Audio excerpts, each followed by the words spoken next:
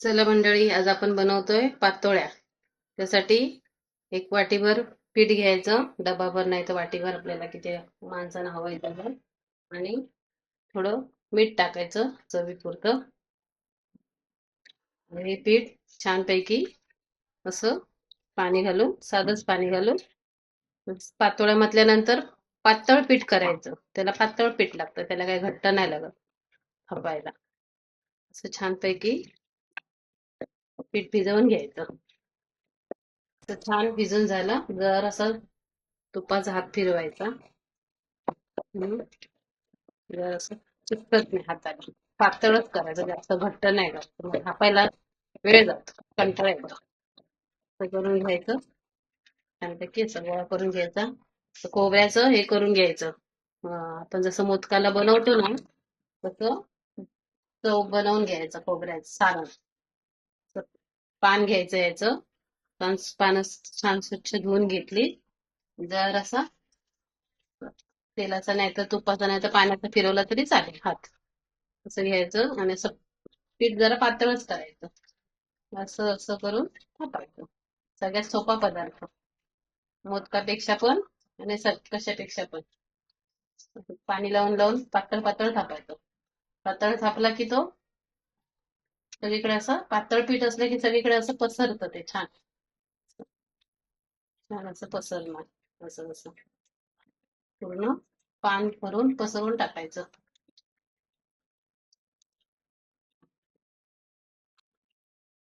त्याच्यामध्ये सारण टाकायचं.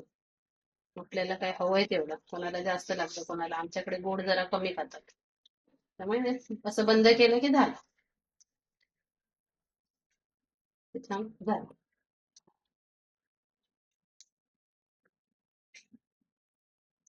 ते मी सगळी पानं करून घेतली आहे. पाणी लावा, तेल लावा, काय पण लावा, तूप लावा, तुमच्या आवडीनुसार लावा.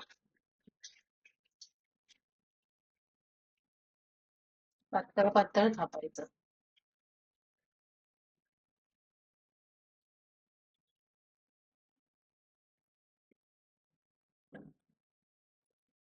असं छान पूर्ण पान भरून पातळ थापायचं. त्याला काय आकाराची गरज नाही, आपोआप आकार येतो. हळदीची पानं आहेत ना, त्याच्यामुळे आपोआप आकार येतो त्याला. असं छान आकार येतो. छान भरलं ना की असं आपोआपच ते होतं असं. अशा प्रकारे हे सर्व हे करून घेतले, थापून घेतले, अशी एक चाळण घेतली. त्या चाळणीमध्ये असे छानपैकी ठेवून घ्यायचे व्यवस्थित. पातळ थापायचे, असे छान ठेवायचे एकावर एक एकावर एक. एक कुकर ठेवायचा. आम्ही याचाच ठेवलाय, इडलीचा कुकर होता माझ्याकडे, तो ठेवलाय. तो ठेवायचा. त्याच्यामध्ये एक टोप ठेवलाय खाली, पाण्याने भरलेला. काय पण ठेवू शकतो आपण, तुम्हाला दुसरं काय करायचं असेल, उकडावायचं असेल तर. ते सर्वच्या सर्व हे करायचे, ठेवायचे. जरासे ओपन झालेले असेल तर दाबायचे. त्याला काय आकार उकार द्यायची गरज नाही, त्याला स्वतःचाच आकार आहे पातोळीचा.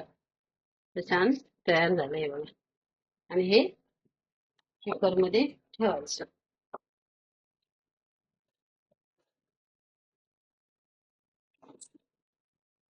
इडलीच्या. थोडा एक्स्ट्रा उरला, त्याच्यात मी लाडू केले. मला वेळ नाही करायला, कामावरून येऊन करायचं म्हणजे जरा थोडं हेच आहे. 15-20 मिनिटं आता ह्याला झाकण मारून उकडायला ठेवायचं. असं छान एवढा सुंदर वास येतोय ना, सुगंध, एवढा मस्त वास येतोय. छान असे छान हळदीच्या पानांचा एवढा मस्त वास येतोय. अशा पातळ अशा झाल्या, पातळ दिसायला किती मस्त दिसतात आहे. डिझाईन आली आहे हळदीच्या पानाची, पातळ असतात ते बघा एकदम, म्हणून ह्याला पातोळ्या म्हणतात.